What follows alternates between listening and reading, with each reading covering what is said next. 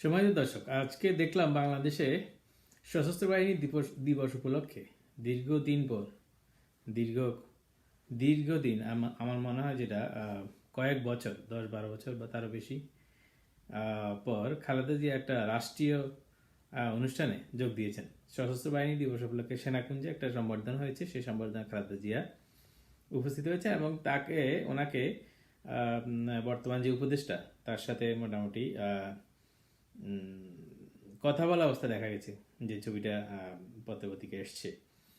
তো তাতে মনে হলো যে উনি মোটামুটি এখন আলহামদুলিল্লাহ একটু সুস্থ আছেন, অথবা বা বিএনপির যে চিকিৎসা টিম, খালেদা জিয়ার জন্য যে চিকিৎসা টিম বিভিন্ন সময় আমাদেরকে জনগণকে যে ওনার শারীরিক অবস্থা বর্ণনা দিচ্ছিলেন, তাতে মনে হচ্ছে যে উনি খুবই খারাপ অবস্থায় আছেন এবং যে কোনো সময় ওনার বড় ধরনের সমস্যা হতে পারে, বা সোজা কথায় শারীরিক অবস্থা খুবই খারাপ ছিল, এরকম একটা বর্ণনা দেওয়া হয়েছে। তাতে এখন মনে হচ্ছে যে না, আসলে ওনার শারীরিক অবস্থা তত খারাপ না। ওনারা যে ধরনের ভয় লাগাইছেন চিকিৎসকরা, আসলে ওনার শারীরিক অবস্থা আল্লাহর রহমতে অত খারাপ না। উনি মোটামুটি সুস্থ আছেন। হয়তোবা এই যাই না, কোনো একটা উদ্দেশ্যে বিষয়টাকে ওনাকে বেশি অসুস্থ বলে বর্ণনা করা হয়েছে। তো যাই হোক, জনগণের মধ্যে আমার মনে হয় কিছুটা ভুল ভাঙবে যে না, উনি আগের চেয়ে সুস্থ আছেন বা ভালো আছেন এখন। তো যেটা যেটা দেখা গেল যে উনি একটা এই যে রাষ্ট্রীয় প্রোগ্রামে যে উনি উপস্থিত হয়েছেন, এটা খুবই ভালো যে উনি রাজনীতিতে আবার হয়তোবা সক্রিয় হবেন দীর্ঘদিন পর।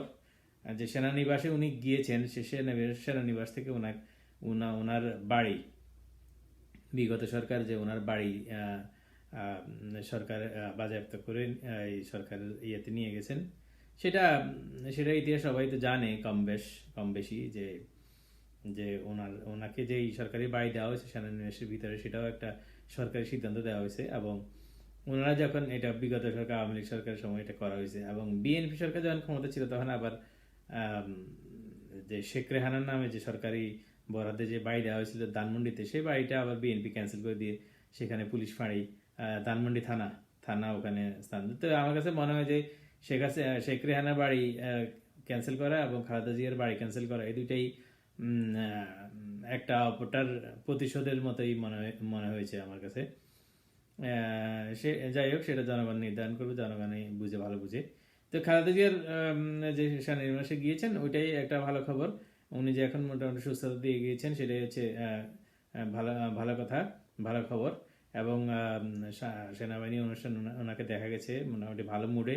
তাতে মনে হচ্ছে যে এই রাষ্ট্র ইয়ের সাথে প্রধান উপদেষ্টার সাথে তাতে মনে হচ্ছে যে নির্বাচনের রোডম্যাপ নিয়ে যে বিএনপি যে হতাশা দেখা গেছে, যে ফখরুল ইসলাম আলমগীর যে হতাশা দেখিয়েছেন, তাতে সেই হতাশার মেঘ কাটিয়ে হয়তোবা বিএনপির সাথে বর্তমান সরকারের একটা হয়তোবা একটা আন্ডারস্ট্যান্ডিং এর একটা সম্ভাবনা দেখা গেছে, তো মনে হচ্ছে। প্লাস যে উপদেষ্টা যারা আছে, ছোটখাটো উপদেষ্টা যারা বয়সে কম, তাদের মধ্যে তারা 2-3 জন খাদিজের সাথে মোটামুটি ভালো সম্মান দেখিয়ে এবং নতজানু হয়ে ওনার সাথে কথা বলেছেন, দেখা করেছেন, সেই ছবিও মিডিয়াতে এসছে।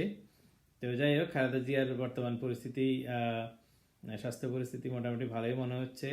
আমরা আশা করি আমাদের যারা অগ্রজ আছে, যারা বয়স্ক আছেন, ওনার সাথে যেই চিকিৎসা নিয়ে বা যে মামলা নিয়ে যে ওনাকে গৃহবন্দী মতো করা অবস্থায় ছিল বিগত সরকারের আমলে, সেটা অবশ্যই সুখকর ছিল না, ভালো কিছু ছিল না, এটা অন্যায় ছিল।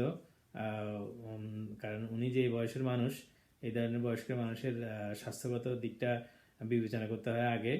ওনার যে অসুস্থতা ছিল, সেই অসুস্থতার ওই সময়ে যদি অসুস্থ থেকে থাকেন, যে অসুস্থতা ছিল আমরা যেটা জেনেছি শুনেছি, সেই অসুস্থতা ওনাকে সেই চিকিৎসা করার সেই সুযোগ দেওয়াটা উচিত ছিল, সেটা উনি পান নাই। যাই হোক, উনি হয়তোবা এখন ভালোর দিকে আছেন। আমরা চাই আমাদের অগ্রজরা, যারা বয়স্করা আমাদের আগে যারা আছেন, তারা যেন সুস্থ থাকেন, ভালো থাকেন, সম্মানের সাথে বেঁচে থাকেন। আমরা সেটাই চাই। সবাই ভালো থাকবেন। আজকে এই পর্যন্তই।